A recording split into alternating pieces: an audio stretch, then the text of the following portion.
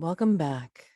The Between Stars and Suns, Season 2, Episode 6.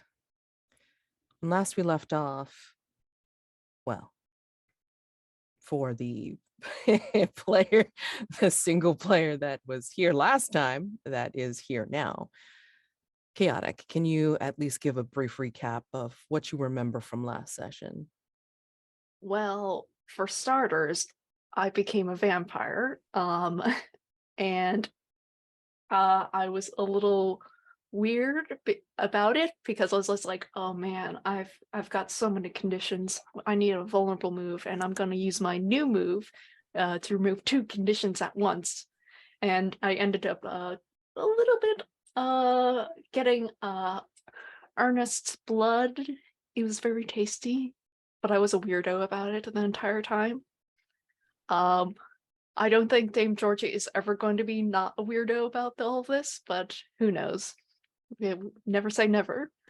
And then I went to Bethlehem to talk to Mr. Big to see like, hey, where's your family at? And he was very like not exactly helpful, but I did manage to get a clue out of it and a realization that the mastermind is involved. And that's what I did. I know there were some other vulnerable scenes, but I don't remember them as clearly. And Sir Atticus, where we left you off in the episode before, you were facing down an enormous boar man. Yep. Yup. Okay. I mean, let's rewind just a tiny little bit and see what else you remember about your last episode. The boar man. Hold on. Did I meet Ragg in that mission? You did. In that session? So Yes. the small Oliver Twist orphan tried to pickpocket me when I was going through trying to find clues about Figs Pigs. Atticus said no. And instead got the kid some food, clothes. Kid gave a tour of the shady part of town. Was a little precocious for a pickpocket, but you know, could be a good young ward to my Batman. I think we all agreed. And then there was just a moment where I sort of fell through reality and into the fragrant void. They tried to disarm me of the burden, and I marked the first box from A Hunter's Life. Had a wee bit of a flashback, and that was to prevent the mastermind from showing up along with this boar man. So I have 3 conditions, a weapon, and a dream. Okay. All right. So, pardon me, Chaotic, but I think we were going to try and get Sir Atticus back to where he belongs. Hopefully. Hopefully. All in right. one piece. We'll have to see. One way or another, man. We're going to find out. So we speed to the beginning of this episode. You hear the roar of the boar man turning around to see this very large silhouette, a built, muscular man, topped with the head of a boar, complete with tusks and viscous saliva, bearing down on you. And you do have your weapons, if you so choose to use them. Mm-hmm. And tell me how you engage with this beast. with the burden in hand, possibly the gun, and I will let you know how things get a little complicated. I will engage with the burden in one hand and an iron hatchet in another, closing into melee. I can smell the stink of the Fae on this thing, and that is one of the things I'm best at killing. I think it is trying to use its size to overwhelm you, and in which case it will, again, try to pummel you into the ground, disarm you, and, well, take you out where you land. Okay. May I disarm it in the most literal sense possible? Ah, you're going to use the Peas Blossom Gambit. All right. It's worked before. Night move. What are you Okay. afraid will go wrong if you fail or lose your nerve? Ooh. I mean, you laid it out pretty well there. I get pummeled into the ground and disarmed, and no amount of the conditions on the burden are going to bring it back this time. Like, I'll just be honestly disarmed of my best weapon for dealing with this thing, along with, a lot of physical trauma. Yeah, I'm going to say that you may be the first one in Hargrave House that dies in the void if this goes very wrong. Okay, upping the stakes. All right. Always with Night Move. I would like to engage this thing with violence, gratuitous violence. And what move is that, pray tell? Oh, well, I would like to use vitality. And this is so that I can trigger, I can actually trigger 2 moves with this. Soaked in blood. Whenever you lash out in gratuitous violence, you may remove all emotional and psychological conditions. And then I'll increase my hunt by X count by 1. Mhm. And then the other one is when pursuing or fighting a creature that is the same type as the beast, Fae, I add 1 to any associated die rolls. Is it a Fae? I know I kind of threw that out there, but No, you are correct. It is, well, yes. it's Fae enhanced, let's put it that way. Close enough. Yeah. You choose. I will let you choose which one you want to use. Oh, I can only use 1. I mean, I can't see. There's a beast, add 1 to associate die rolls. I mean, that's the second part. I don't think I can benefit from because it requires another hunter to be in the scene to comment on how the brutality makes them feel. Yeah. But the first part, +1 on die rolls. Yeah. I mean, you know what? I will allow the stacking. It's fine. Okay. Then you just have to remember to increase your hunt count by X by 1. If I may be so bold as to ask one further allowance. Yes. One of my conditions is bloodthirsty. Can I get advantage because I'm going toe to toe with a boar man for the sake of gratuitous violence? Interesting. I've heard of conditions giving disadvantage, but this. Well, I mean, like this'll help, like, take that that part out of the equation. Well, I will let you do 2 out of the 3. Okay, all right. Then I'll take the moves. And I am willing to mark the iron hatchet to give myself advantage for this. I'm gonna say you have a straight roll just because it's like of all the conditions laying upon you. All right. So they will not go against you in this. So it is a straight roll with a +1. Yep. +3. All right. Let's disarm this thing. Let's go. A 10. I rolled a 6. +1 from the move, +3 from vitality. Okay. So that's 10. I'm so tempted to just mark another from a hunter's life just to get the 12, but I don't think the 12 gets me anything. Yeah, I'll keep the nothing. 10. Yeah. Okay. All right. So tell me how you disarm this creature And Very literally, I am getting out of the fragrant void, ideally through this boar man. Arms are off and just cutting, like bisecting this thing. very soaked in blood you are. Impressive. Do I feel better? Do I remove my psychological and emotional conditions with some violence? You will remove bloodthirsty Yes. as you are slaked in this gore.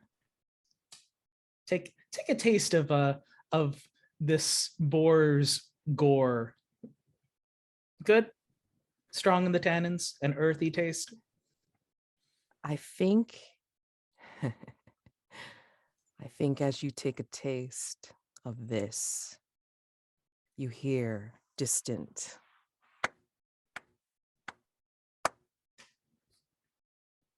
and you hear, well, welcome back, stranger.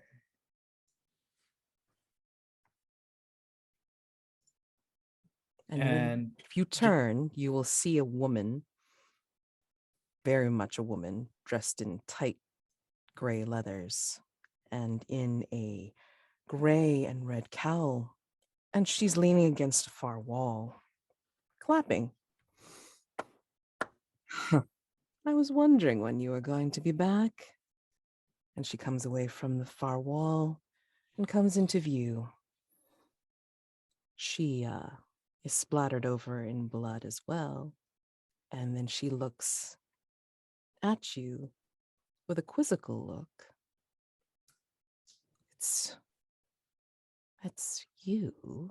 It smells like you, but it's not. Can't. Are you young? Are you Sir Atticus's son? Yes. I'm Sir Atticus Wellington-Hughes the Fourth, madam, and I'm afraid I don't have the pleasure. Put the hatchet and I'll keep the burden out. I don't know this lady. Having walked, I think when she says this, you hear an echo in your own head.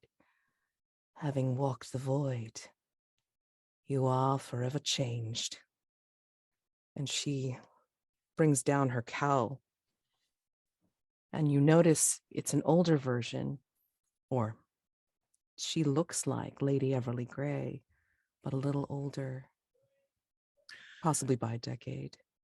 Mm. You are Sir Atticus Wellington-Hughes the Fourth. And you are Lady Everly Grey. I'm sorry that this whole business with Greenwich and the mean times has gotten to you as well. I am not titled. I am gentry after my curse had placed me out of the succession for my title. Wait. Who are you? You're not the Atticus that came here before. She will come up to you even closer. You speak of some time anomaly? Yes, just showing up in strange places, a church, a doctor's office. But yes, there's some oddness going about in London, though I'm gonna give a look around the fragrant void. Not exactly near the River Thames. I imagine you don't quite get in those environs much around here. Not anymore. I was impressed with your dealing with this avatar of Mock. Moch. Yes, Sounds familiar. it should. Old pagan filth. Hmm. Unfortunately has tied to my family, but that is neither here nor there. You come here to the fragrant void because of this strangeness with time and space. One of You don't this remember me then. I know you, but not you. Your hunt is different. Do you remember this? And she will bring fingers down across her face. Again, she's splattered over in blood. And then she will bring her fingers to your lips and have you taste.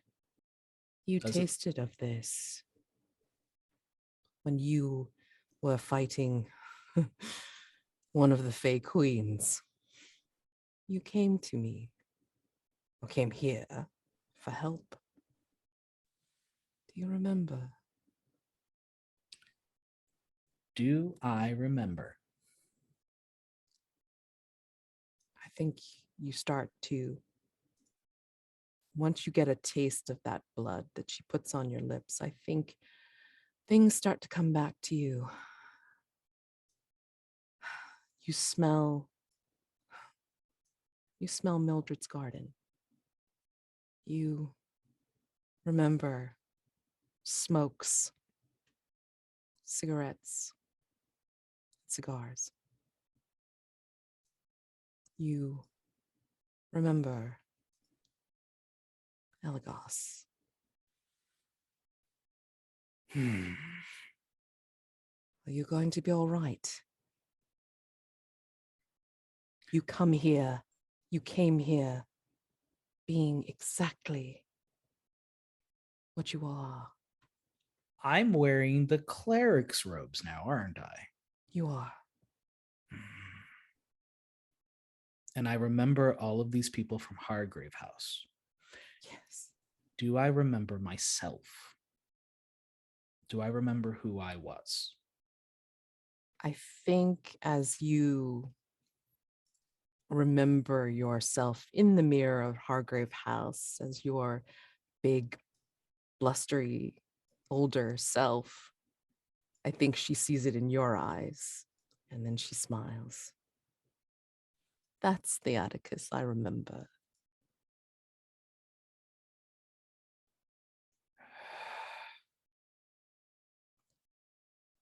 I don't know what happened to you, my friend, that brought you like this. You look wonderful. That helps.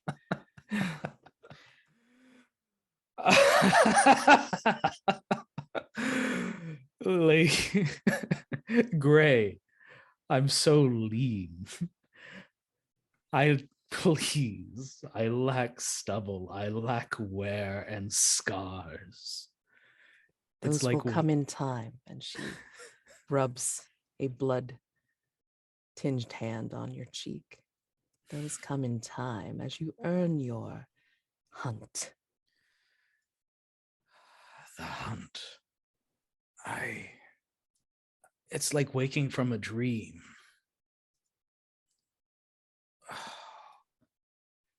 I'm sorry if this shocked you beyond recognition, but there must have been a reason why you were brought here. Here to the void. No, it Did you, I don't know, did you need to know something?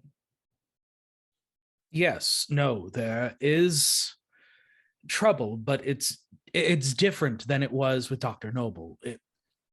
There are people who are being moved in and out of their times. I was moved differently. Apparently. Is there any insight that you can give? And I'll motion to the theater in the background, some grand spectacle that you care to share that would give a vision. Let us see. And as she is making those patterns that maybe you perhaps remember from the last time you visited the void, and the blood starts to come away from her body and create the blood storm above her head. Roll for, I believe Voidwalker requires a roll. Yes. Yes. Let's look. Voidwalker, roll with sensitivity. Ooh, if I miss, I don't get the cosmic passage anymore. Interesting. All right.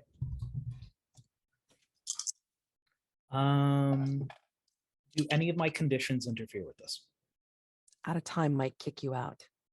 Okay. So disadvantage.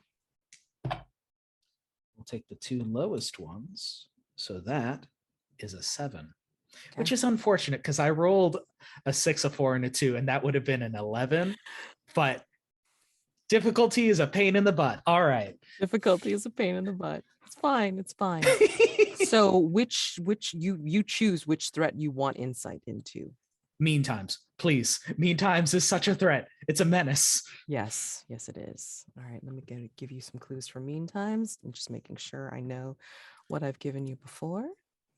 And Ernest still needs to give one more clue for that too. So let's see. So the first thing that she's going to show you in her little blood sphere. And again, it's like swirling in its mass.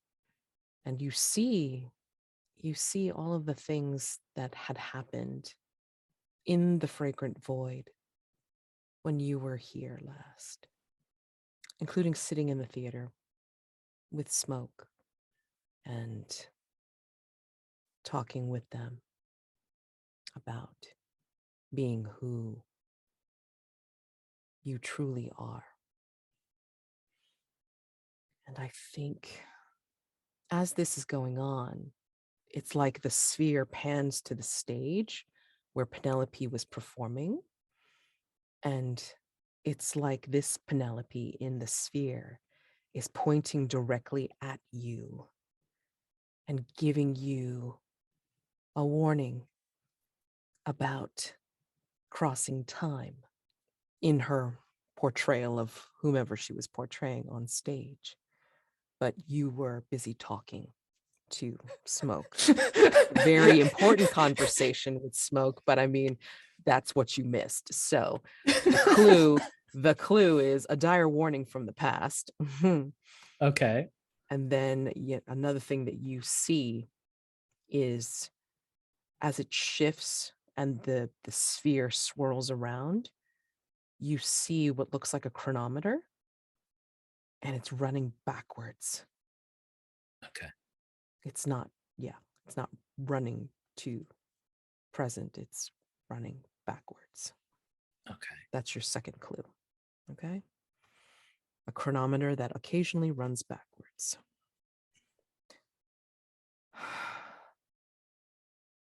It sounds like, well,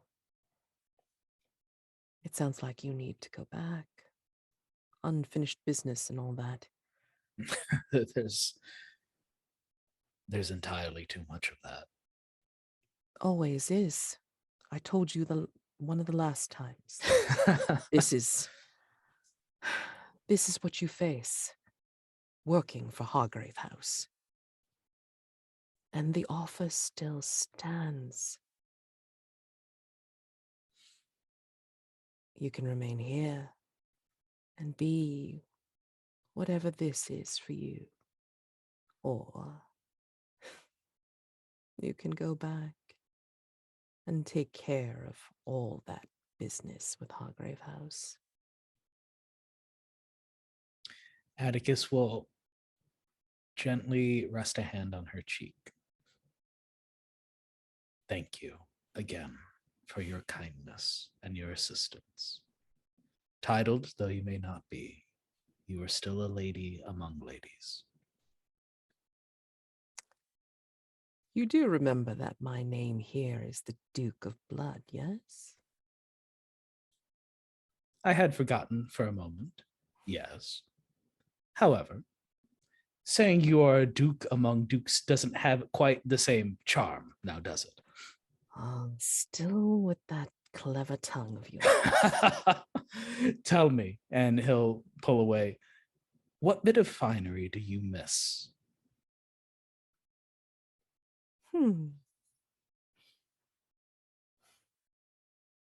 No one has ever asked me that question before. What do you get? The woman who has everything. And he'll motion to the vast void around them. I'm hoping that's a promise to come back. Of course. So young. Although that hasn't stopped me before. So, well, if you truly need to go back, then I suppose I can break a few rules here and there. But you will need to be quick. It will be quite small to be able to go through a portal that I conjure up rather quickly instead of with time. So make haste and take care of yourself, Sir Atticus. Until we meet again. Duke Grey. And what she will do is she will raise her hands and then she will thrust them out suddenly. And then what you experience is a flood of blood that suddenly just splashes against you and consumes your vision. And when you come to out of this roiling vision of red, crimson, and burgundy, you realize that you've been splashed over with water, rather brackish water. And you see that like blurred vision and stuff like that. And you hear, "Oi, it's like, where were you? It's like trying to raise the dead. I knew you were, where? Ragg? You disappeared. Yes, it's me. You gotta come away from here." I will get up, and part of me is amused by this child trying to rush me out of the streets and freaking out over, usual Hargrave House stuff. But you're actually not in the street. You're actually like in an abandoned shop.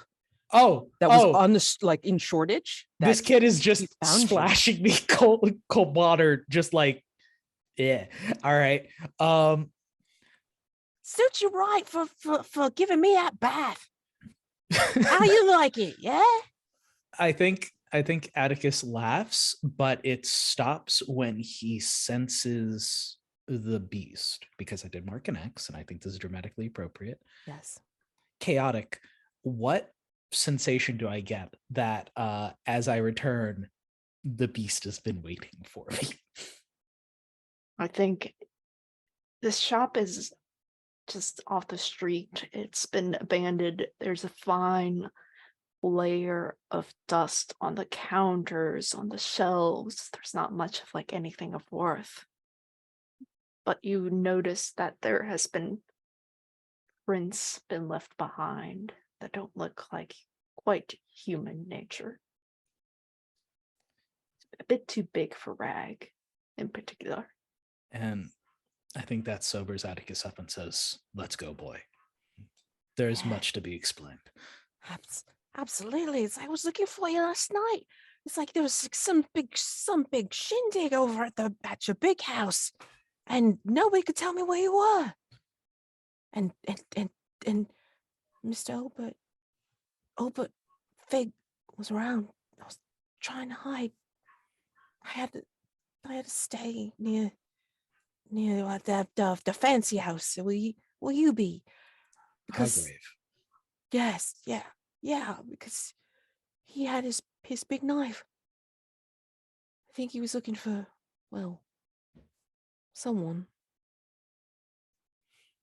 Did they deal with him? No, I mean, he couldn't make it into the house. I mean, like there was so many people. It looked like everybody from Limehouse was over at the house. And then there's like a big party and in the back in the big garden, and yeah. Yeah, and like We'll he just makes this face of like, we'll what we'll things out there.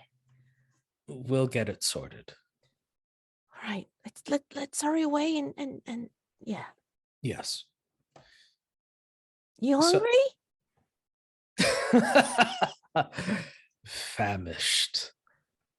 Good, me too. And I'll get some food with the kid as we go back to Hargrave House. For sure. It's good to be back. Yep. And so we are going to actually, like, since it's like almost the hour mark, let's just take 5 minutes, and then just kind of refresh our beverages and whatever, and then we'll come back and see what Dame Georgie's up to after trying to meet with Mr. Fig. Okay, so 5 minutes. 5 minutes. 5 minutes. Atticus. Well, wait a second. Okay, so I think well, Atticus remembers what the hell happened in the past season 1. So he remembers Mildred and Yes, Elagos and stuff. yes, he does. But he still looks like young Atticus. Still a little baby. A little bit, yes. Yes. But But sad that he's a little baby. Just a baby. So sad, man. Why? she told you all you have to do is build it up and earn your scars. However, See, I'll have a lot to catch up on. So it's fun. All right, great. We have Jack back, which means we have Liat on board. So Atticus is back and we took our break, and now let's see what Dame Georgie and Miss Kanaan have been doing while this has been going on. We're still in day phase. So yeah, I mean, Dame Georgie, you were over at Bedlam. Yeah. Sort of in the chat, I asked if Sir Atticus would like a vulnerable move because he has built up some conditions. Yeah, So I think by now it's like, if you're all at home, you're all at home. Yeah. Then yeah, I think like Sir Atticus bursts in with Ragg. But just so you know, Atticus, he's helping you along, and like, I think you guys are getting something to eat or what have you, and then he told you his name was Ragg. Yes. But I think out of the blue, because you always been saying it's like, it's time to go, boy, or it's time to do this, boy, or whatever. And he'll pipe up, "Oh, Donald." Gesundheit. No. I understand what you meant, boy. Is that your last name? Ragg O'Donnell? Well, Ragg's my street name. I mean, O'Donnell's my real name. And your given name? Your Christian name? Do I have to tell you? Well, I could call you Ragg O'Donnell. Sure, it's a very strapping name I can use to introduce you to the other members of Hargrave House. Yes, this is the young master, Ragg O'Donnell. That's fine. I'd really not want to tell my given name. It's really bad. So. And that's fair. That sort of suspicion is important in this line of business, Ragg. Hold it true. And I don't know if you remember this particular piece of detail, Sir Atticus, but that is a distinct callback. Is that it? No. No, really? He's such a little baby. Jeez, So I are you. did go back in time. Or All right. a different reality. Different reality. I think Atticus puts 2 and 2 together and says, "Okay, Ragg. Yeah. Let's get you some food. Well, more food. More food. Skin and bones, boy." So you. like hefting that big ass sword. Not for long. Would you like to learn how to haul a big ass sword? Absolutely. Good boy. I think we just kicked down the door. Like, is Hargrave House in one piece after that crazy party? Like, I'm what gonna say no. I mean, are there still like drunk people on the lawn? Like, I how bad is mean- it? It's I been mean, a they were day. all contained in the house for the most part. yeah, but hey, there was some aftermath like in the front yard. Okay, I mean, Mhm. like, Yeah, like can't the be front responsible for the yard has been guests. cleared out. The inside of the house is a different matter. But I think like Dame Georgie returning back from Bedlam has seen that the guests have still not left. Is trying to like shoo them out. Don't you have a place to work? Family? I mean, Jobs? they'll like slough off as they will. I mean, it was a hell of a party. No. This is a vulnerable move, and Mhm. we're going to indulge in Dave Georgie's wonderful thing. Atticus is going to give his quote big ass sword to the small child along with whatever food we brought. Atticus is going to start throwing people out of the house like head over heels, just like tossing them into the street in the most humiliating way possible. Oh, that's beautiful. You don't have to go home, but you can't stay here. Go down to the church, sober up, or take some communion, whichever you prefer. Marvelous throw, Sir Atticus. You know, Georgie, Hmm. there's a certain amount of pride one can take in cleaning up after their own messes. Ragg here was saying that it was a hell of a party, a celebration for whatever reason, and I would have thought a titled dame such as yourself could at least manage to tidy up a bit. Yes, there's a bit of a scheme going on at the house since you were indisposed in whatever hunt you have going on with your personal business. You don't say. the- Grab a sailor and just throw him out the front door. Yes, I didn't Go on. invite the guests from Limehouse here. I invited people of my station effectively. That would be on the newest addition to Hargrave House, Liat Kanaan. The same woman that brought an entire entourage to carry her luggage up a flight of stairs. Yes, she doesn't like me whatsoever, so she figured that's the only best way to show her dominance over me was to destroy my own party. And you just let it happen. Eh, Atticus is gonna let that ferment as he just throws like another couple of people out If and it just was shuts the door. If it was just like a half a dozen people, that it would have been reasonable to handle. But when it reaches numbers of closer to 100, 150, then well, there's a bit of leeway about what I can handle in terms of amount of people. Blood of God, The are line the was wep- the queue was around the block. Yes. Mike pipes up like eating food and holding. yeah, no, kid is probably just like snacking while this is happening. Can I like check our weapon stores? Did someone go around and like steal relics from Hargrave House? Yes, Did we get There's a robbed few- during there's the a- party? Paint the scene. What's missing from the trophy room? Please. It's an unseen. It's just an entire unseen of people stealing stuff from Hargrave Yeah, House. what is unseen? Yeah.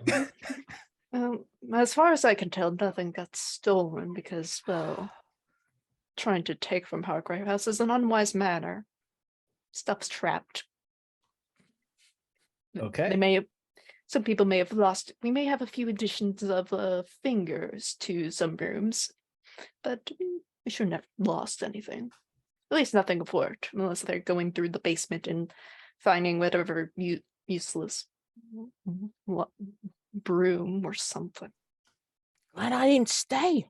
God. Yes, it's Well, are you well? Last we spoke, you, aside from the terrible odor, seemed to be having familial issues and the like. That's been dealt with for the most part. It's there's something off about you. I can't quite tell what. Mhm. You have this serious look about you. I'm realizing that I may have been acting a bit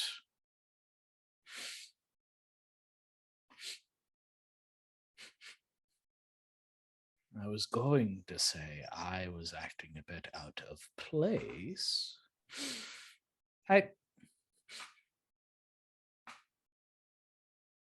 Look who's throwing accusations around, Dame Georgie. I've changed. How did you settle things, Georgie? What's different about you, Georgie Benbrook-Carter? And I think Atticus is going to slowly reach for the burden. And Ragg is slowly handing it to you. I think Georgie is taking a step back. I didn't change in a way to be hostile to you, but I'm trying to judge where your boundaries lie. I don't want to be enemies with you. You're much worthier as an ally, and I would be terrified to make an enemy of you. Yes, it wouldn't do well of titled gentry to be slaying one another. Everyone would then think that there was no difference between us and them, right? He's a tough too. Wow.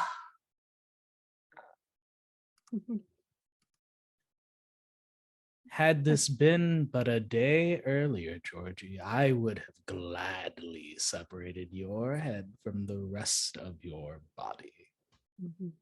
Yes. I think it would have been a good hunt. You with your resources and having the advanced knowledge. I don't think you'd put up much of a fight, but it's the resources, the mastery of the terrain. But now, Atticus is gonna just like put the sword in the ground. Sir? Have you killed Georgie? No, as far as I'm aware. That's a start. But we do have an opponent. Another, well, somewhat neutral. Not sure quite. There is a scheme going about. Many people have schemes, of course. I have my own schemes. You have your schemes. It's only natural for titled people to have schemes. There is Atticus, And I thought I was a suspicious lot. What? Atticus will nod slowly, like I've got schemes. Yeah, I got so many schemes. You don't know what's coming next from Sir Atticus. honestly, I cannot predict what Sir Atticus has going up in his head. That is as one thing that you have over Dame Georgie. Unpredictability. Well, suffice to say, as long as you're not going around killing innocents for sport and you're managing your hunger as well, see no reason why we can't be civil. And from behind you, Ragg is. You sure you can trust him, sir? That is a good question, Ragg. Sorry, introductions. This is Master Ragg O'Donnell, Heck of Donald. protege of mine. he's gonna do like a weird, awkward bow, like one hand kind of in the back and the other hand like on his heart, and just kind of like, No, we don't bow before prey. oh, okay, all right, sure. Simple nod will do.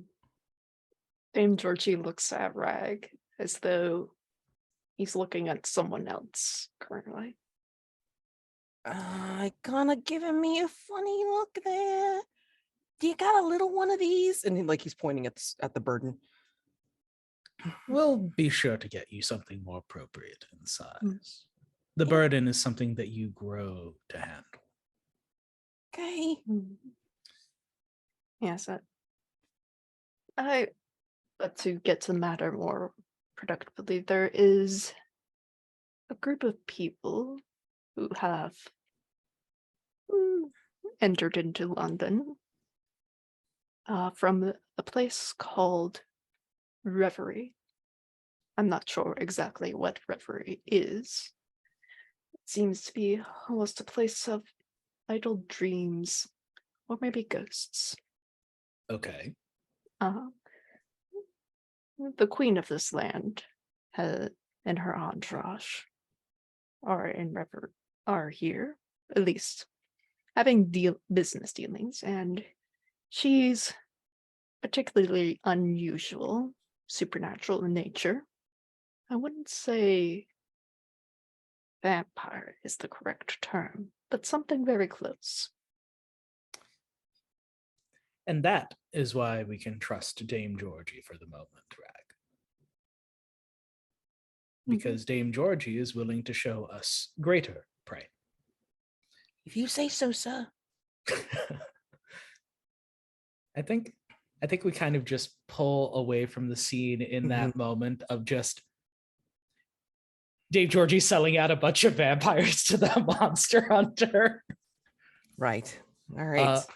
Let's look at conditions. I cannot clear any. Right. Dark Desires is permanent for me. Oh, that's bad. Yeah. Okay. But I get like a move out of it, as well as a bonus XP question. Oh, okay.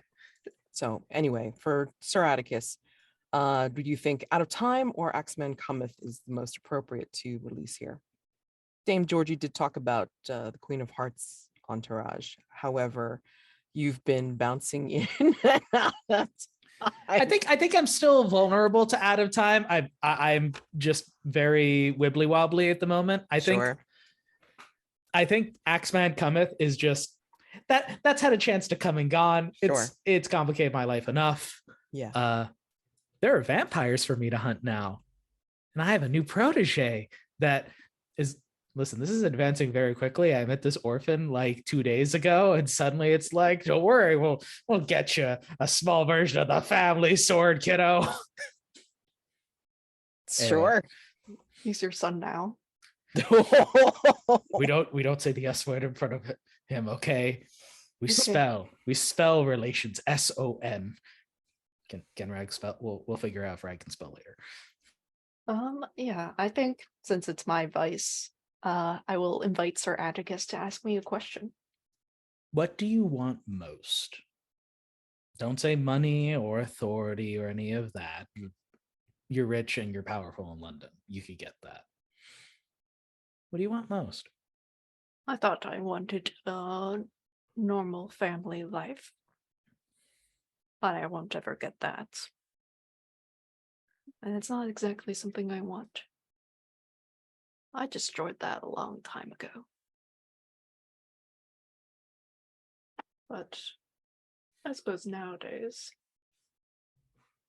I just want to be whatever lighting fancy of happiness. And most of that comes from learning the dark little secrets of people and being able to do them favors. People should rely on me because I won't judge them, but I know others will. You want to be wanted with a low side of blackmail. Okay. Let's go ahead and leave that scene. Miss Kanaan, do you think you by now that you have returned back to Hargrave, or are you still at the Abbey or researching Um, something else? well, yeah, I was gonna ask if people wanted a more vulnerable moves. I'm down to take them and come home to do them. But if not, I'm fine staying out and investigating. Miss Kanaan has some conditions too. So I'm this- always game to get rid of more conditions. All right. Yeah, then I will return home. And I don't, since Atticus wasn't here, I'll just briefly describe her outfit. She has a walking cane. It's made of brass. The handle has these arcane runes carved into it. But she's in this black velvet gown with a gold crown of thorns lariat, circlet rather, around her neck. She has an entire baby lamb pelt on her shoulders. It's like a shawl with a little head on it. And she has these ruby jewels on her hands, her feet, and her ribs. Sort of bedazzled stigmata. Okay. And this is what, like, your day wear? Yeah. Well, I was going to the church, so I wanted to make sure I was dressed appropriate. Oh, I don't know if I mentioned it, but she also has a large crucifix pendant. But it is her on the cross. Undeniables are just built different, man. Jeez. Okay. But and she's not like in anguish. She's having a good time. Okay. But yeah, she saunters in and sees the lobby, the foyer rather, decidedly less full of drunkards, and just kind of click her. And I think too, she doesn't open the door herself. I think where were the two of you talking? Probably just walking around on the first floor, getting rid of any of the drunkards that are about. Just a West Wing walk and talk where I'm throwing people out of the front door. So I think while you're doing that, you would have seen her manservant dressed all in white with the kind of deep bronze skin and vacant stare, just sort of very efficiently walk through this whole scene. And before there's even a knock at the door, he opens the door and she begins to walk up as if he was anticipating her arrival. And she'll look around and, oh, they finally left. She'll hand her lamb skin shawl over to him. So if we're doing a vulnerable scene, unless someone is going to immediately start dying in the scene, is it my advice then? Can be, yeah. Okay. So we I mean, do you want somebody to fire? I mean, I can totally do that if you need to. It depends on what Liat wants. No, Does Liat will for someone to die for the sake of conversation? I mean, if I was going to go real existential and dark, I would say that you're all just waiting to die. So comforting any of you. Please comfort me from the existential very dread. slowly dying.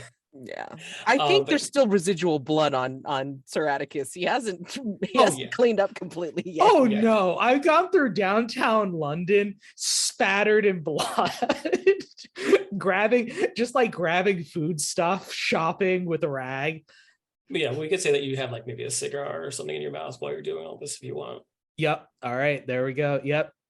I've tossed out a bunch of people. I light a cigar and just. Yeah.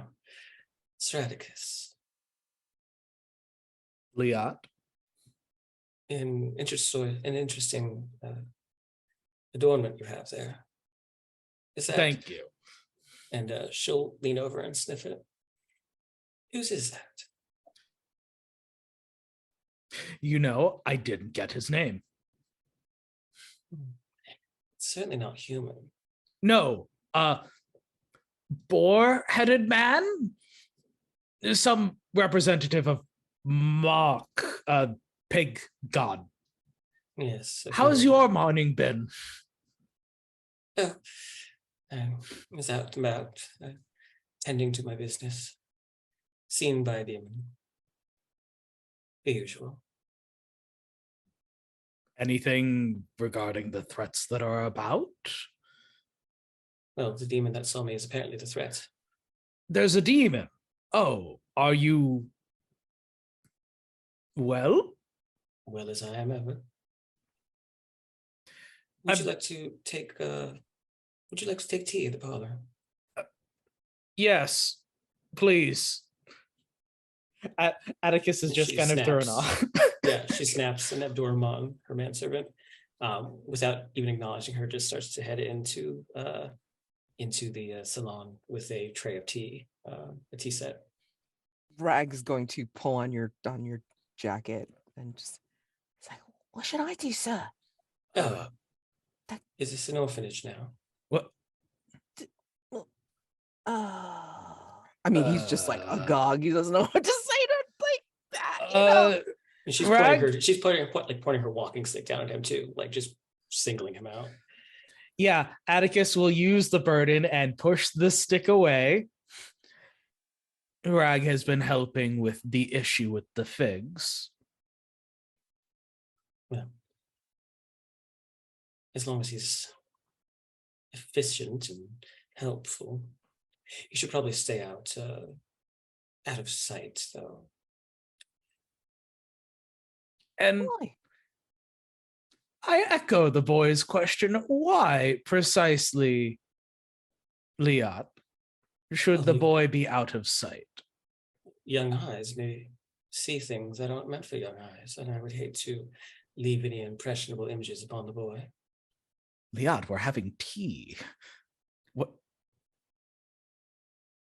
Oh, and What? Rag just gets this look on his face like, oh, and he just starts like, tugging at your shirt.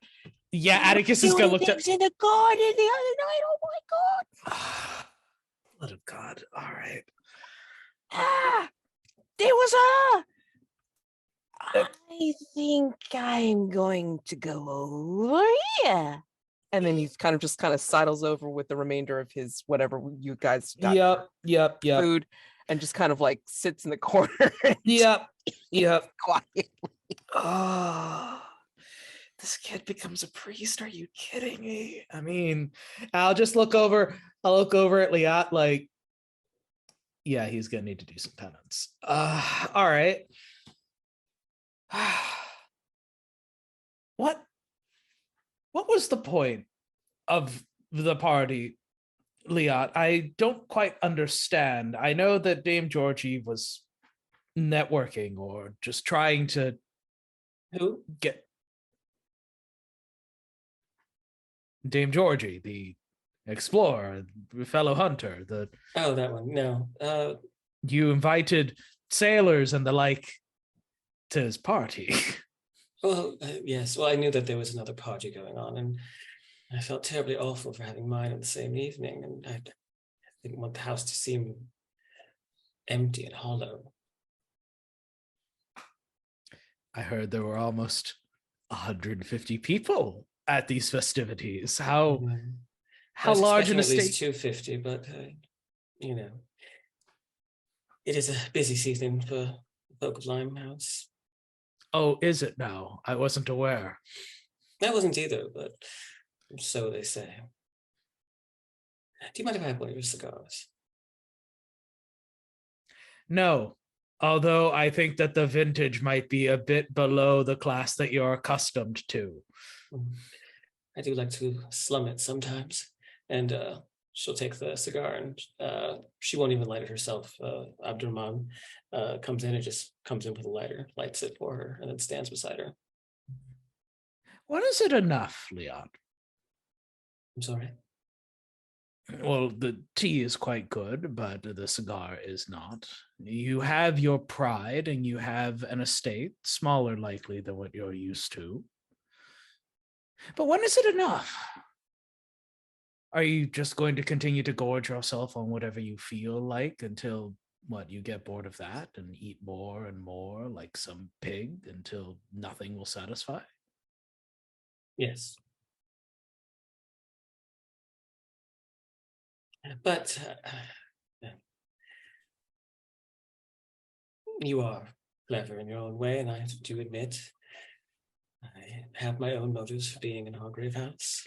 Yes, everyone who is a hunter at Hargrave House has schemes. We all do. I have no schemes. Not yet, anyway. Give it time. It comes to us all, apparently. That's the thing about time. It works so much differently for people like me and you. Well, people like me. No, I do believe they broke the mold when they made you, Liat. It's true. And now look what we have to deal with. I'm glad that you're back in one piece, Liat. However, I would ask that you at least practice a bit of decorum when the boy is about. I understand that you have your own hungers, something that seems to be going around Hargrave House. If you'd Oh, be yes, so I kind. heard about, what was the name? Dame Georgie. Something about blood. Didn't quite catch the meat of it. But Yes, I hear that it's a wonderful experience that you should try sometime. Donating blood for the public service. I've donated enough blood to this world. So Atticus, I mentioned it not too long ago about my own reasons for being here, and I really have nothing to hide. I will say that you do factor into those reasons quite a bit, in fact. Atticus will raise an eyebrow, sip the tea, go on. The Wellington-Hughes family is known quite well, really, in certain circles that well, that I feel a certain responsibility to. And, well, let's just say I'm here to keep an eye on you. You and your family have done quite a lot of damage to entities that, well, I won't say that I care for them, but they do mean something to me. And, well, if you are to continue your family's legacy of murder and marauding across the globe, well, I should hope that I could perhaps convince you to curb some of those desires, to approach these matters with a certain diplomacy that, well, your kin have not shown for generations.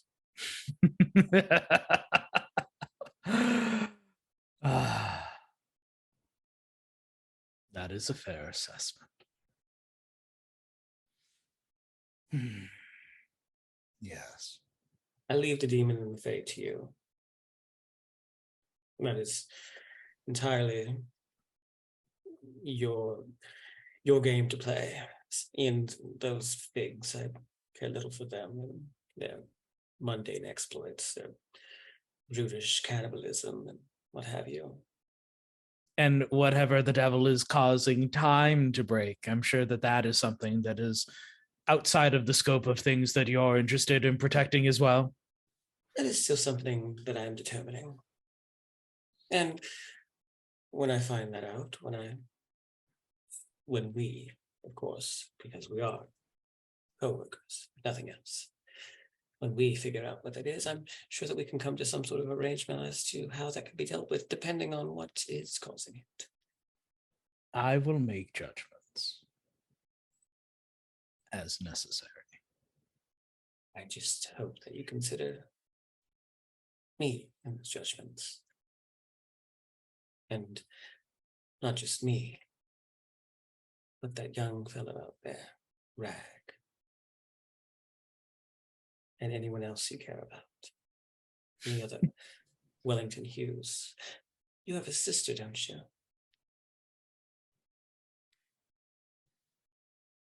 in a convent. Allow me to make something clear, Liat. You mentioned my heritage. You mentioned my lineage.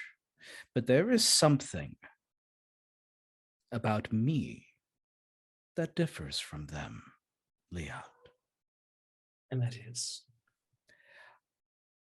If you cross me, you will find that I lack restraint. I'm sorry, I've heard that before. It's amusing. You will not be the last beautiful thing that I have killed. And not the most beautiful either. You are spirited, if nothing else. I admire that. I don't wish to make an enemy out of you, though. And I assume that you don't wish to make an enemy out of me. We can cohabitate and work peacefully together. All I ask is that you approach these matters with a sense of measure. Work collaboratively with me and the rest of this house. That's all. And you have asked, and I will extinguish my cigar in the tea. Oh dear. What a shame. The tea has gone bad. I should go. Yes, you should. Be seeing them. Be seeing you. Oh, And Atticus will get up and leave. oh my God. Holy shit. Okay. Conditions. I don't think I'm out of time. I'm very present now. You very present now. Someone threatened the little protege. That no, Atticus don't like that. Very good response. I lack restraint. Oh, you were serious. Fuck. Okay, Miss Liat, Miss Kanaan, which one? I don't know if I cleared it. I at a time, like we're here. I mean, yeah, I mean, I'm no longer out of time. Sure. I was in time. Yep. Yes. With Atticus. Yes. Go for it. It was my vice. I will invite a question Oh, because Lord. this seemed like a very personal moment, Holy a shit. nice bonding moment between Liat and Sir Atticus. Oh yeah, totally. So I think as you're starting to walk out, Liat will pipe up. Sir Atticus, Yes. what was your favorite kill? My favorite kill.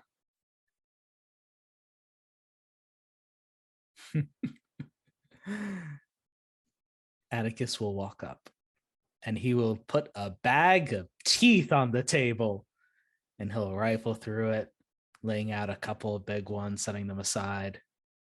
And he will put out tiny teeth, tiny little reptilian teeth. When I was a boy, my father threw me in a river without a weapon. And the crocodiles came. I made sure to leave that river in one piece. I have the scars from the bite to prove it. But I tore out teeth and I stabbed it. And I still keep them, little buggers. It's my favorite kill because it showed me what would happen in a desperate situation. How far you're willing to go. Eyes are very frail. Crocodile skin is very tough. Tongues can be torn out. There's a certain ferocity that you can tap into when there's nothing left to lose. So, not the largest kill, not the craziest hunt, but that moment cemented a permanent hatred that I had for Wellington-Hughes III.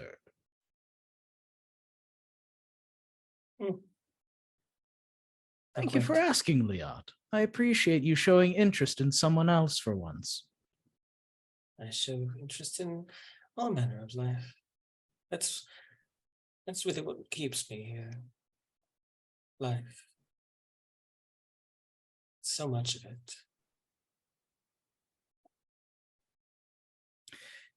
And then Atticus is like, that's a weird way to phrase it, but I get you. And then he will turn around and leave. You'll notice, I Damn. think, as you leave, that the manservant who was standing beside her the whole time is suddenly now at the entrance to the foyer or to the salon and sort of opens draws the curtain for you. Is this guy? Hey, if Atticus dies, can I play the factotum? Can I just be this dude who is everywhere at once? Oh my God, you're gonna be making such a great factotum. Oh God, please. Okay, God, okay, stop. All right, so, yeah, I'm willing to go like longer. We could conceivably have like one scene, or we could just hit dusk phase because if you want to answer any questions or any kind of shit like that, we could totally do that too. I mean, I'm free till 8, which is an hour from now. I don't know Oh, how okay, much great. Okay. longer everyone else has, but Let's go. All right, let's go. All right, All right. so, yeah, so I think we're good with all vulnerable scenes, unless like Liat wants to talk with Dame Georgie about the demon. I mean, that's up to Dame Georgie if he wants to have a scene. Like I can't clear another condition. So like it's literally up to you, Jack, whether or not you want to clear your scene by the demon condition. I mean, I would be down for a scene. I don't know if I would know how to clear that condition within the context of it. But so that's why I said if you want to have a scene, I'm totally just down to have a scene. But if not, I'm totally fine with that as well. I'm totally cool with people having scenes. Uh, Vulnerable moves, yeah, whatever. Yeah, I definitely. Have we actually had a conversation yet No. together since the No. party? Yo, No. wait, what? No. So You ran out of your own party, Dame Georgie. You ran out and I don't know what you drank, but whatever, so you did not Mhm. have a conversation with Miss Kanaan. Yeah, I definitely would like a scene, even if it doesn't trigger a vulnerable move, just to faff about effectively. I think like I see sort of Sir Atticus leaving in a bit of a huff, and I'm like, no, what if mood she is in I can't make it too much worse. Or maybe I could. I think I enter in the salon. Oh, Miss Kanaan. We finally got to meet Sir Atticus. Oh, are you the help?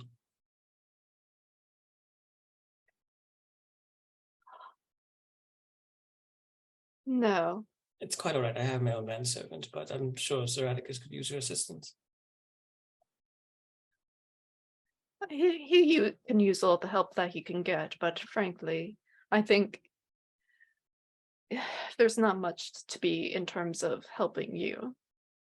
Oh, Dame Georgie, right? Yes. Miss Kanaan. Yes, I'm sorry, I didn't recognize you by the face or the voice. The scent, though, it's something somewhat telling. Yes, do come in. Would you like to finish off what Sir Atticus started? That cigar, the tea. Yes, Mm, not a real waste. yes. Well, frankly, I take the cigar out of the tea. I think I put it on like the tray. And I start drinking the tea, maintaining eye contact with you. Yes, I've tasted worse. I can smell something else that you've tasted on you as well. Yes. I think this is when she starts to get up, and across the hardwood floor, you hear the clacking of the end of the walking stick, and she gets within range of you and just sort of tilts your chin up with the walking stick. I'm rather disappointed that it seems that in this house you can't treat anybody with some mode of respect. She just turns your neck to one side to see if to confirm what she suspects. Does she see wounds, or are they like healed up? I think as you turn the wounds, like it's just beneath the collar, and like it's been trying to hide away, but there is a pair of bite marks. They're still a bright red ruby color, but they aren't bleeding. So what are you now, a familiar? No.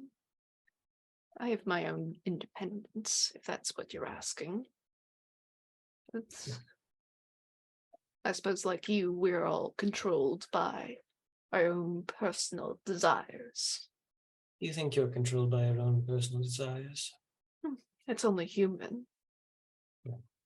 You are no longer human. Well, sort of. She just sort of like gives you this surveying look up and down. My heart still beats. But I desire blood. I can walk out in the day.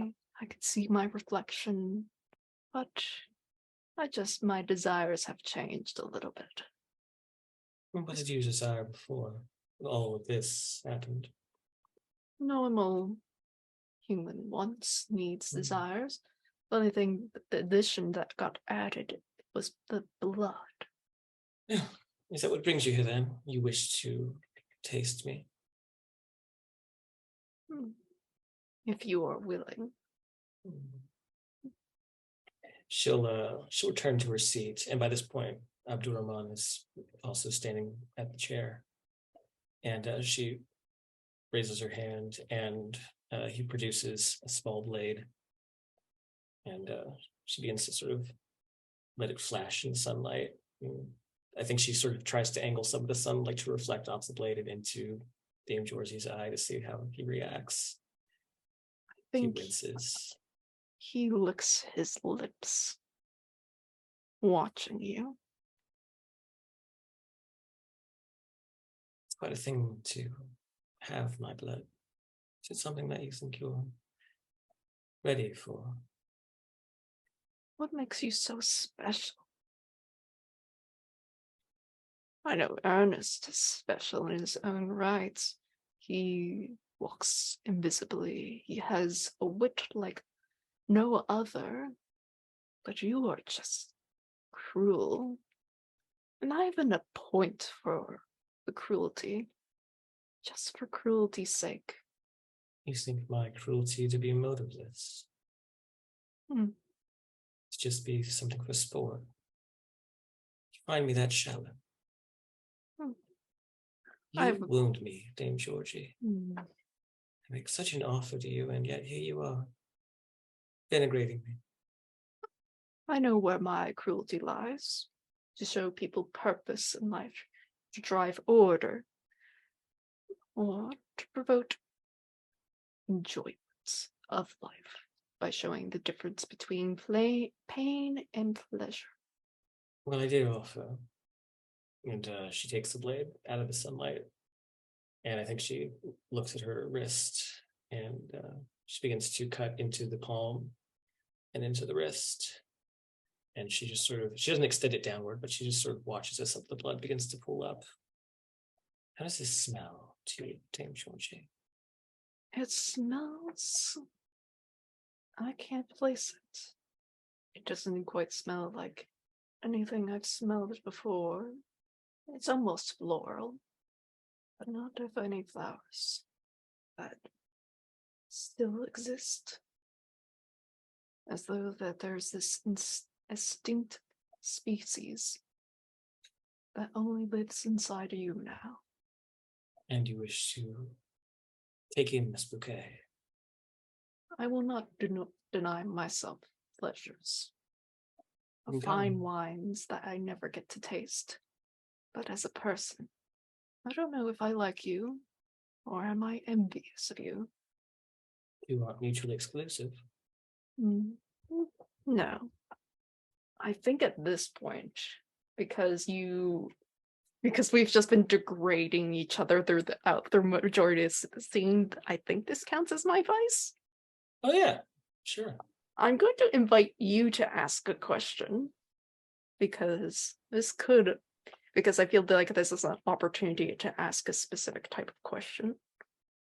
You would have drained me of my blood, my lifeblood right now, right here in the salon. What would you gain from it besides sustenance? What do you think lurks within me, in my bloodstream? I don't think I'd really get much out of it besides eating a fine meal. No doubt But the finest sometimes, meal. yeah, I hoped that my new abilities would have provided a little bit more exciting matters that I could see within the person. That I could almost take on traits of people more desirable than myself. You are so comfortable to be on display. I can't do that. I can never be on display. My body is... I don't like it. And that's why you have taken this avenue to change it. Adopted this new affliction. Yes. I hope that having control over blood of others would lead to control of my own. Well, And change my form entirely. the blood is still leaving me. And I think this is when she sort of picks them up from her own wrist and takes it. Would you offer it willingly to me? I have done so. I think I stand up. Why are you standing? Would you prefer to come over to me, or would you... You are not a full vampire. Mhm. You are very much a dog. Do as dogs do. Come to me, and you shall feed. I think that I have a smile on my face, and I come over to you. And I think when you get within range, you will feel her boot on your forehead. Silly boy. This isn't for you. She boots you away. And she puts her arm up to her arm and starts to wrap her arm in a bandage that he's procured. She starts to stand up and she takes the shawl, this lambskin shawl, puts it back on her shoulders. Well, this was very fun, Dame Georgie. I do suggest, though, if you're going to become a full-fledged vampire, that you don't do any of this. It's not becoming of a man of your station. And she just walks past. Mhm.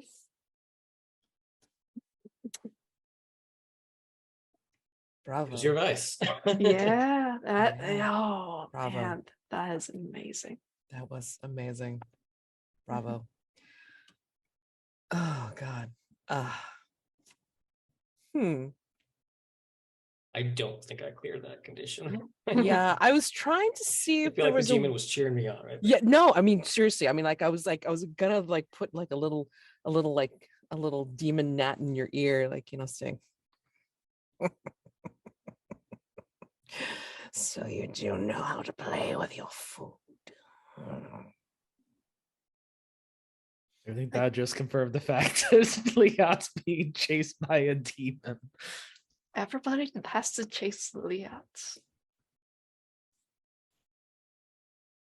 So girl boss, yes. But legit gatekeeping being a vampire, gaslighting Georgie into just like, do you really want this? Like, no, Liat is the whole package. Georgie's having fun with it. I'm sure. Uh-huh. That's one of the Yeah. reasons why I'm debating whether I really want to have Liat scar her reflection, because it's kind of like Georgie enjoyed that. I'm just like, kind of doesn't count. Yeah, I mean, she was really doing a charity. That was really Yeah. The ethical ambiguities of like, if you do a bad thing but the person's okay with it, does that not make it a bad thing? I mean, right. I mean, you know, Here- it's kind of like, Here's another framing. The scene with Sir Atticus, though. Would that be enough? Oh, that's Mm. You did threaten not only a small child, Yeah. also my sister who is chilling in a convent. Go ahead and scar your reflection for that, for sure. Yeah. Also, that's completely wrong. My sister's no different reality. You're right. Different reality. Good call. Oh, Yeah. oh, I no mean- wonder he got mad. Yes. Yes. Oh. So Yes, did we yes. want to do dusk phase? Did we? Yeah, I'll narrate my scar, and Yes. then I'm down to go into dusk unless anyone else has anything. I mean, if you want to do like, one more scene to investigate something else, that's perfectly fine. But yeah, while you're narrating the scar, just gonna take a little peek at what we've got so far. Yeah. Oh yeah. I think in the bowels of the British Museum, there's a bit of a tremor, and the statue that's been standing upright, there's a shift, and some of the supports snap, and the statue sort of keels over to one side. More of the skulls that make up the base of the statue crumble beneath it because they're so old. And when they do crack open, blood just begins to wash and flow out of the base of the sculpture, and covers a few of the attendants who are down there, as well as some of the archival pieces as well. Thank you. So, any playbook custom moves that resolve during dusk phase? I don't know if you want to do anything. I cannot do anything because I don't have any REC slots left. Okay. All right. Cosmic passage. Yes. How bad will it go? Let's find out together. Yo, all right. That's an 11. Oh, okay. I was like getting worried. I'm like, oh shit. No, Uh. no. We're good. Okay. All right. So with an 11 for Cosmic Passage. All right. 10 plus. You take advantage on your next roll. Describe what aspect of the beast you feel helping you. Okay. Just whatever my next roll is, I'll take advantage. Okay. Right. And you don't have bloodthirsty because you got over 10. So that's fine. All right. Great. Fabulous. So mark that you have advantage on your next roll. Hopefully it's a dangerous one. Yay. Keep that in reserve. Paint the scene question. Okay. I'm not going to do the servants' quarters. I'm going to save that for a really juicy point. Oh, okay. Which is why I said it's probably not a good idea to put Ragg down there. You know what? Let's go ahead because Dame Georgie was talking about the basement earlier, especially with all the guests in the house. The basement. This space is cluttered with belongings of long dead hunters who used to live in Hargrave House. What do you take from it? Add it to your personal quarters. Oh. Because it said long dead, so that means it can't be anyone from season 1. Right. I'm gonna take. I think she didn't dig through it herself. Obviously, Doraemon did it for her. But I think that she finds this very thick tome, this book full of family trees. I think it's a bit of a weird thing because it's a handgun, but the make and model is indeterminate because it doesn't look like any old type of guns, but it also doesn't look like any quote unquote modern gun. I think it's a cross. I think it's just like a legit no holds barred, like actually sanctified, like little like cross. Each player says what their hunter will be doing during the upcoming night phase. Well, did we want to use the dusk to try and answer one of these questions? Sure. Yeah. I mean, if that helps to figure out what you're going to be doing for night phase, no problem, And don't forget, you've already answered the one part of the question, the one question about Obert Fig. So yeah, he's a lurking. Yeah. No, I'm thinking. Wish we had this clue for Ernest, but we do have a lot of clues for mean times that I feel like we could try and pull something out of our butts with that. Or we could answer one of the lower complexity questions, such as the one that doesn't resolve the threat, but does like have like some mechanical use, such as finding the correct James Alderus that belongs to our town. Yeah. I think we could maybe do that. I think we could maybe even do the what did it discover? But depending on the answer, I'm not sure if Liat would want to destroy it. Yeah, I think she'd be more inclined to contain it right now. Yeah, she would be into that. So I mean, conceivably, you could answer the Allardyce question and then wait to see what the sixth clue is and gather. Well, try to gather we something. met all three of them, right? Or we've only met two of them. You've only met two of them. Nobody has met the young boy yet. Mhm. Although, do I give that suggestion? Somebody has a young boy that's really hanging. I swear, come on. If you're gonna make Ragg O'Donnell a version of James Allardyce, that would be sad. No, I'm saying it's like somebody with the right. He probably knows like possible reason to be able to go into the school. Oh, that could be a thing. Ragg, this is a stealth mission. All right, yeah, this is fun. I'm down to answer the second question, complexity 6, and then that doesn't mean we have to resolve it tonight if we want to get more clues to find a question or clues to answer the second question about James. Yeah. Or the third question about James. So the second question is, what did Dr. Fisher learn from the material discovered by the HMS Whippet, and what power does it hold? I think the strange glowing lights in the sky is a good indication of what this thing is. I think it came from the stars. I think it's something, obviously otherworldly. I think the visitors from other planes sort of supports that. I think these visitors, they're crossing over into our dimension or into our solar system or whatever. I think they brought with it this anomaly. And it's not really an anomaly as much as it's sort of just like a side effect of their presence, of their being there. But those are the only two that I've got so far. I think in about 5 days time, I think we're going to be through a time loop.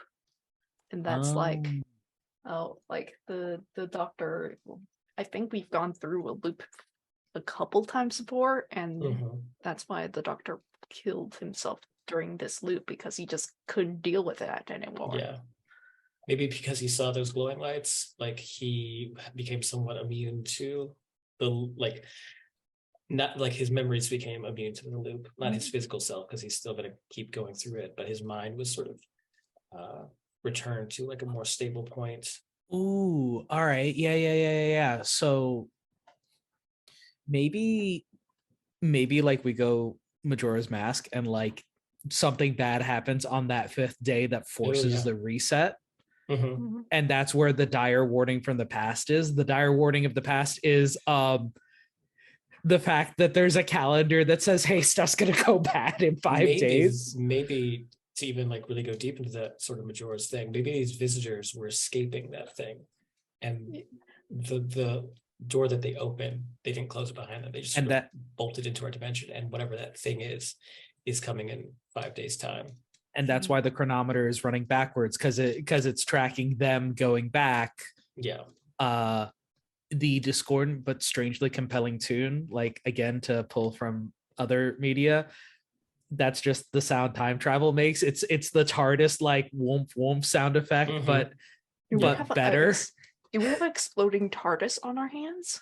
Like that's effectively what it is. Like if we're going full bore, like why not?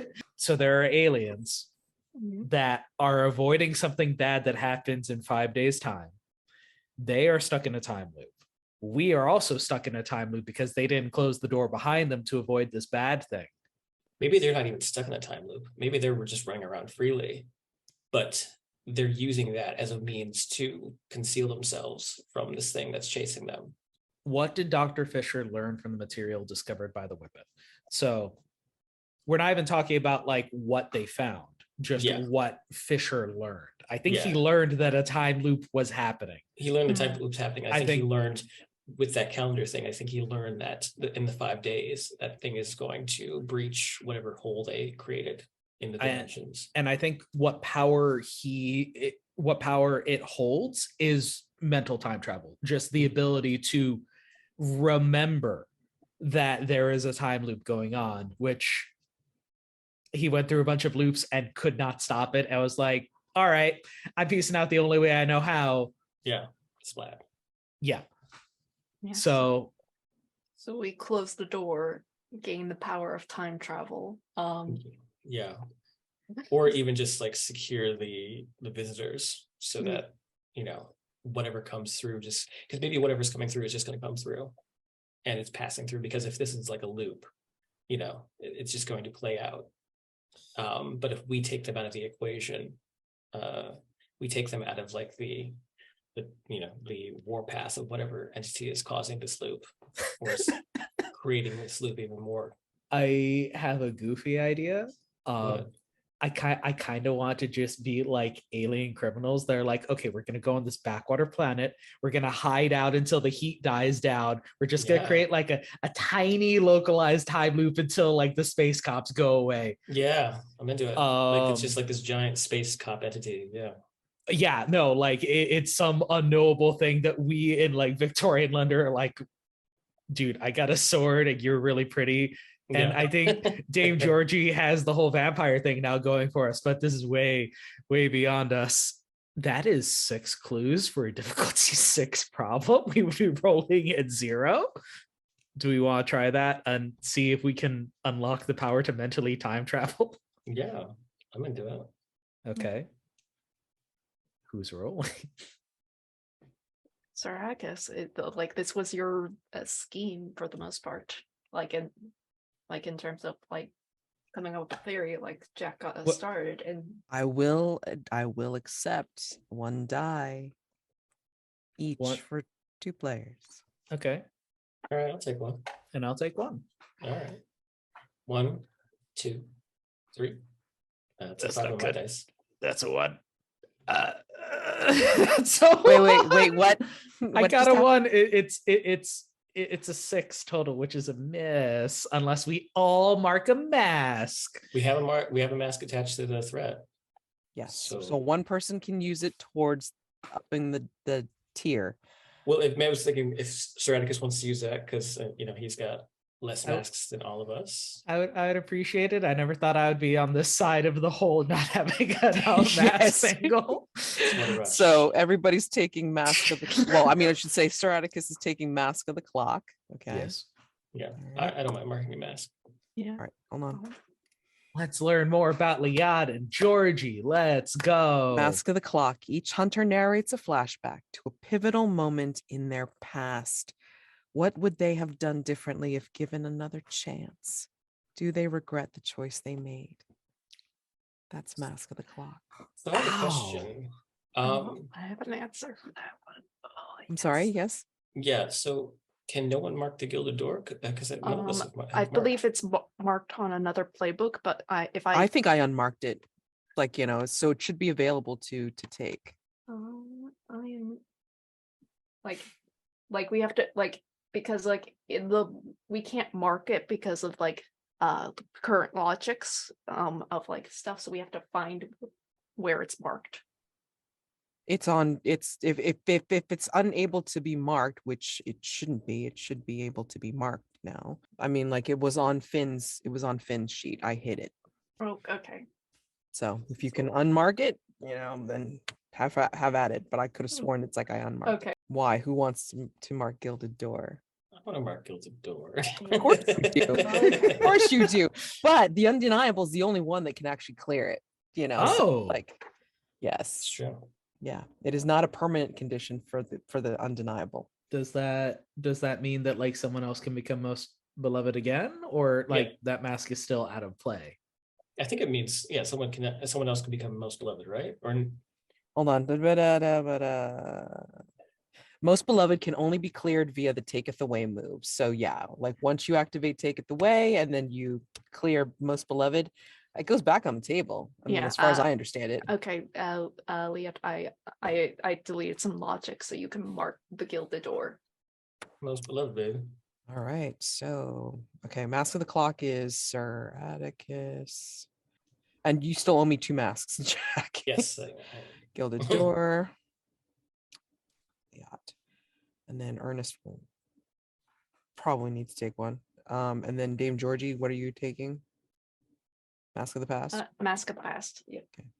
No, Ernest. Well, it's up. It's correct. Your theory is correct, and then you can act upon it in the next night phase if you so choose, or do something else, whatever the hell happens. Does that affect like what you're planning on doing for the night phase? I think Liat would want to try and find these visitors to try and get them somewhere safe. Sir Atticus. Eliminating the visitors is not going to stop the loop. Right. And they're not the source of the loop. I think Atticus is going to go and like secure Dr. Fisher's notes and see if we can confirm us being able to travel back. Because helping the visitors is all well and good, but if we forget all of this by the end of it, it's just more trouble. So you're trying to break the loop. Ideally, yeah, that'd be nice.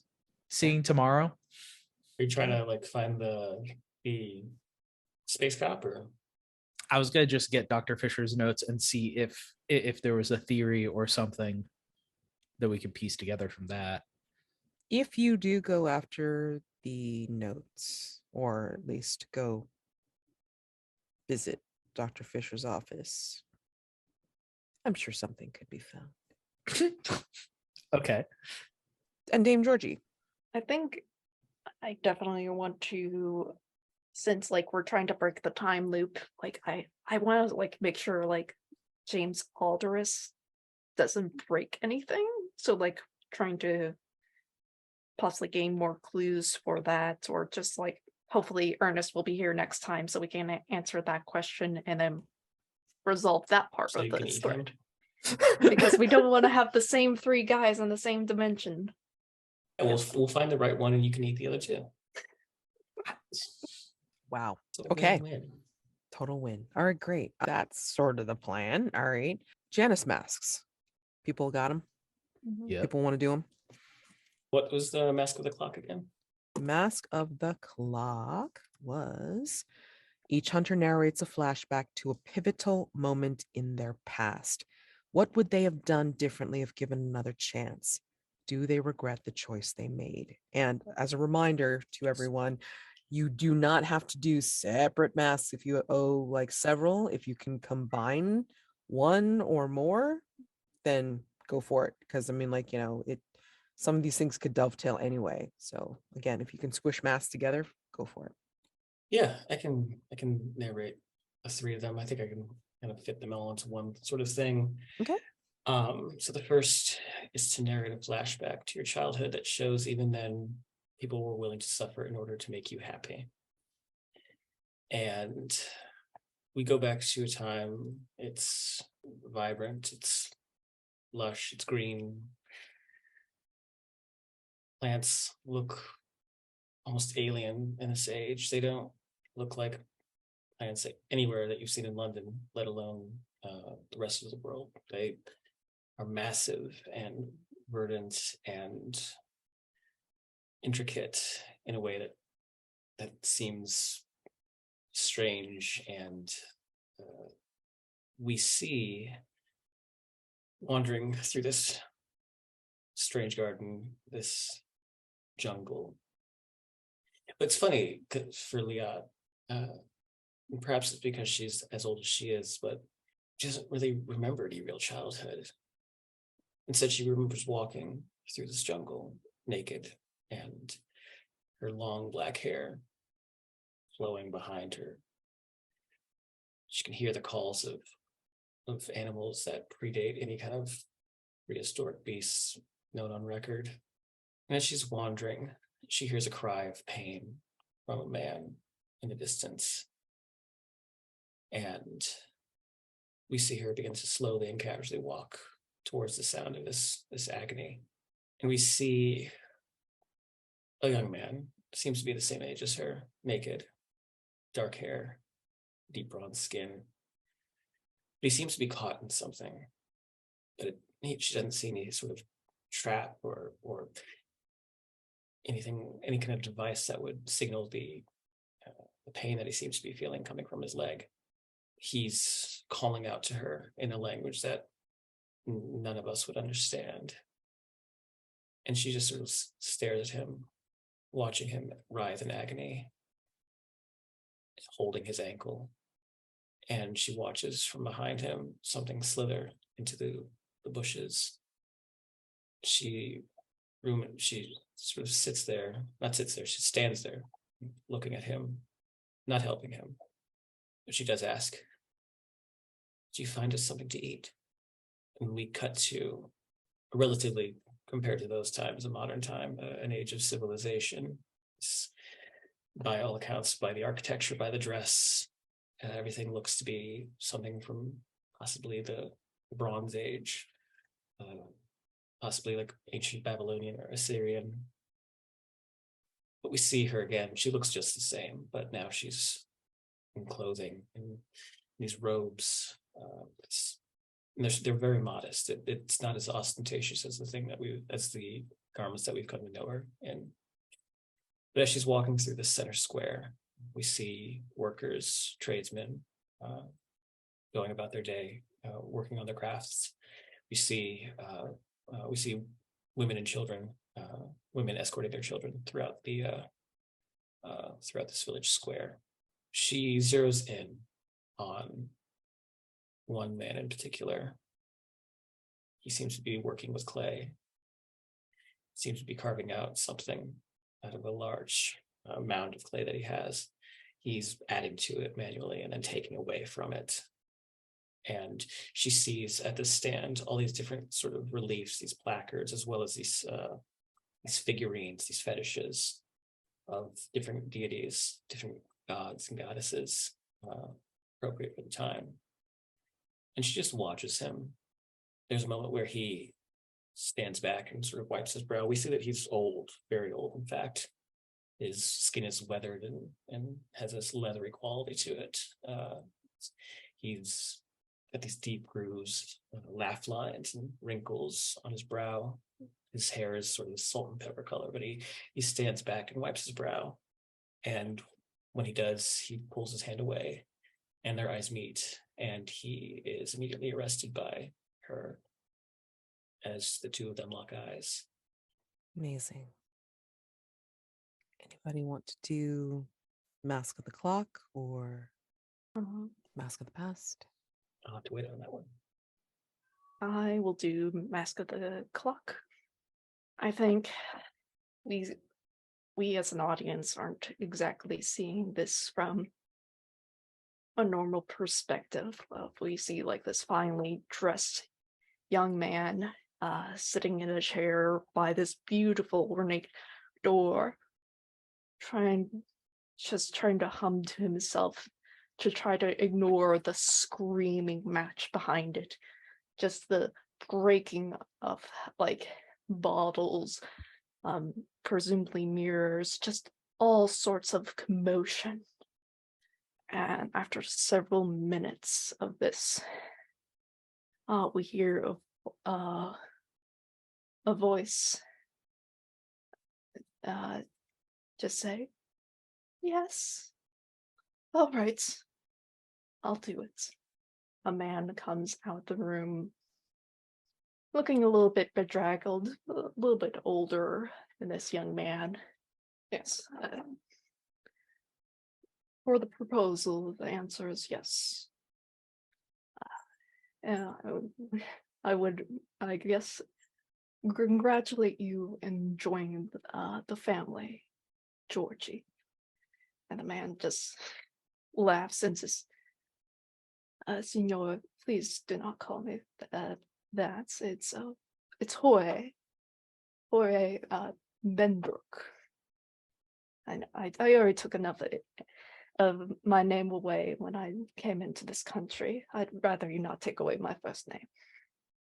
I think if the situation had been different, the choice would have been made to just say no to it.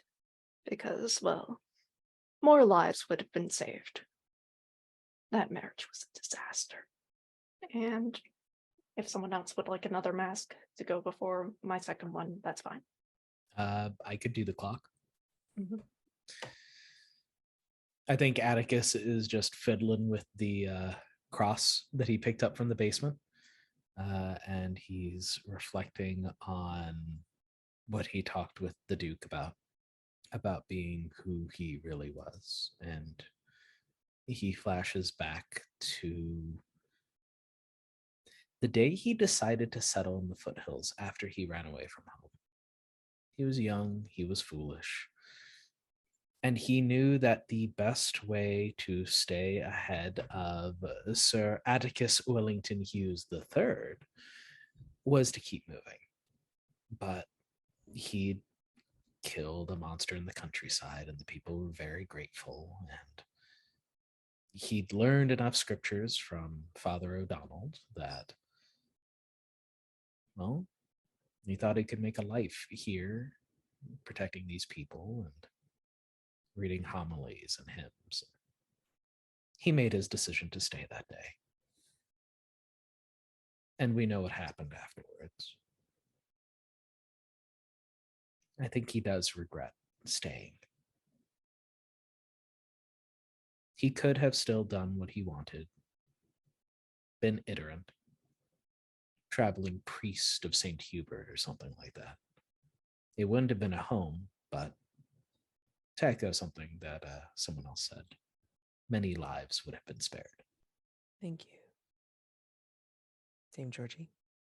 This comes from the perspective of the boy. I think today was a very tragic day. My mother and my father, they died in an accident. The carts traveling across the mountain, it was just too steep of a climb. There was a mudslide. They didn't make it. But the person, well, one of the people who were in charge, they were at this mansion that overseeing like silk production, and they were just sitting in the garden. I came up crying, and they held me in their lap, and I kept on saying how my mama, she's dead, and this person said, "Just hush, child. You are mine now." And I just cried harder. Okay. Ow, man. Jeez. Okay. Okay. I will introduce the unseen. We did one of the mastermind unseens. I'm gonna actually like alternate and then do a regular unseen for this one. So I think Just wanted to Oh. confirm yeah, go ahead. time check. I Yeah. believe we have 8 minutes left. Yeah, we're gonna basically I'm just gonna introduce the unseen and then we're gonna break for stars and wishes. Cool. I don't think we got to this one because I changed my mind and we did the mastermind unseen.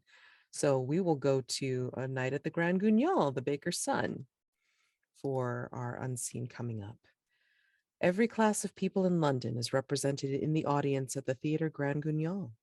They have come to watch the newest production, The Baker's Son, a story filled with romance, heartbreak, and bucketfuls of blood. So paint the scene. Is everyone? This is assuming that you weren't back yet. So Sarah will have the second prompt, Jack, you'll have the third, and then Chaotic, you will have the fourth. Okay, so we're all set for next time.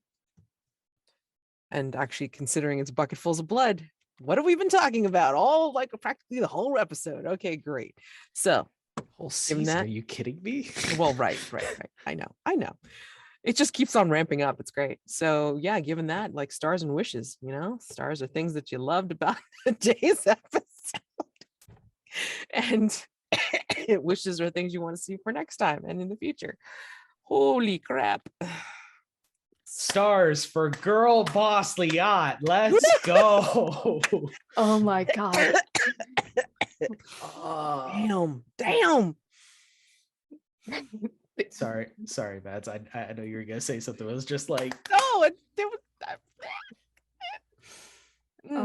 was. Star for Sir Atticus, just zooming right in to like fitting in with like the between after like a couple of weeks break. I really love the opening scene that Jack unfortunately missed. You need to go back and watch it. Yeah, I saw Holy your comment in shit. chat, the string vase. Yeah, I was just literally like I don't know exactly what was going on, but I could tell it was super duper important and I was just here for it, and I'm just like, oh my god.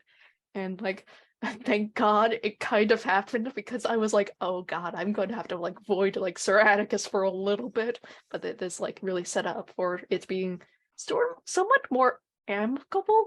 And then the scene with Liat, oh my god, like I was like, holy cow. I thought I was like a little bit on the outs. Oh my god. that was a wonderful bait and switch at the end too, Jack. Like you want this blood? This blood here? No, you cannot. Like, very well played. Very much into Dave Georgie's vice. Mads, thank you for that star at the beginning. It was a very pleasant surprise. I'm happy I got to just decimate this large boar man. And then the surprise afterwards was very welcome. It's good to be playing this Atticus again. And he's still hot. I mean, it doesn't matter. Like, what form he's got, he's still hot. He's still got it. He's got that je ne sais quoi. Chaotic. It was fun to spar just as Atticus and Georgie. Like he pieced things together, and then, like you said, we worked it out. It's like, we can make this work. Unlike the Liat conversation, that was the other direction that it could have gone. Where it's like, oh yes, we could work together, and I will show you a side of my affection by threatening everyone you know and love. Is this not how people work? Sure. I mean, it works for her in the past. I wish. At the end, like when we're facing down the mastermind, I want to see this fight between Liat and Atticus if Atticus is still around. I want there to be some sort of throwdown. I don't know if they are still around and Liat actively is trying to manipulate Atticus. Someone needs to die, and it is probably going to be Atticus. But yeah, we'll do a little trophy contest rule there. Yeah, I did mention something like that for a different reason. Oh, that's yeah. awesome. Good to have you back, Atticus. Always good time. Always good energy. And thank you for entertaining. It was a good sparring between the two of them. Not how I thought it was going to go, but you got to show your hand when you need to show your hand. And I hope it was the right time to sort of try to establish dominance, because that's really what that was about. And also to get to know you. Yeah, star for that interaction. It was great. And star for the scene with Dave Georgie. That was a fun interaction between the two of you. Not what I expected, which is nice. Thank you, Chaotic, for entertaining my bullshit even more. I tried to lean into your vice. I hope I did well on that front. Yes. And yeah, I just as a wish too, I want to explore this sort of thing that I've established, that Liat knows something about monsters and has some kind of history with them. So I'm just kind of excited to explore that a little bit more. And then other wish is just to see what Mads comes up with for these visitors and for this weird space police creature thing. I want to see what she does with that. I'm excited too. Can't wait. So, I mean, you guys are so organic when it comes to this stuff. I mean, I know part of it is the experience with the game and with role playing, but I mean, my God, tonight was just a feast. Just a feast of like, oh my God, here's my reaction. Holy shit, what just happened? So brilliant. I mean, like stars all around for everything that was already said. And then, I mean, just the scenes. I mean, even if you didn't have to have a scene, you had a scene and it was so good. I mean, that you don't get that like if you didn't know what the hell you were doing, and you all know what you're doing. So it's brilliant. Thank you very much for giving me a show. I mean, like, holy shit. I'm not running anything. I'm just telling you, like, this is where you live. This is like, who you're dealing with. And then you guys just go off and do your own thing, which is absolutely beautiful. So stars, the specific moments. I mean, like the masks. I mean, everybody's mask was amazing. And, again, like knowing the history for some of them, going back to first season, I'm just like, oh shit, just right there. And yeah, wishes for next time. I mean, yeah, I can't wait to see what I come up with too for the space cop and the alien visitors for the time thing, because I always have ideas, but they always change too. So I probably will come up with 3 different things before like I actually enact whatever I enact for night phase. And I'm hoping that Sarah will be able to rejoin us for next time, so we have all 4 of you dealing with all of this. So it'll be great. I can't wait. Cannot wait to see what happens. Just keep doing what you're doing, guys. I mean, like, this is, hey, I have no expectations. I just expect it's like, you're here, you play, and you're coming up with an amazing stories. So thank you. Thank you very much. I'm also very glad I got to reveal some masks, and I'm really glad about the mask of the clock because I think that is like gives a very big clue to a secret of Georgie's. But I'm just excited to see if people could figure something out, or if like I'm just gonna start revealing more and more because I'm always he's not Spanish. You said Jorge. I was like, oh. He's not Spanish. Yeah, Georgie's a Carter. Do with that as you will. All right. Cannot wait for next week then. Just like, holy cow. I can't. So exciting. Oh my God. This is amazing. Thank you guys so much.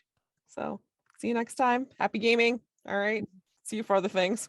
See ya. See ya.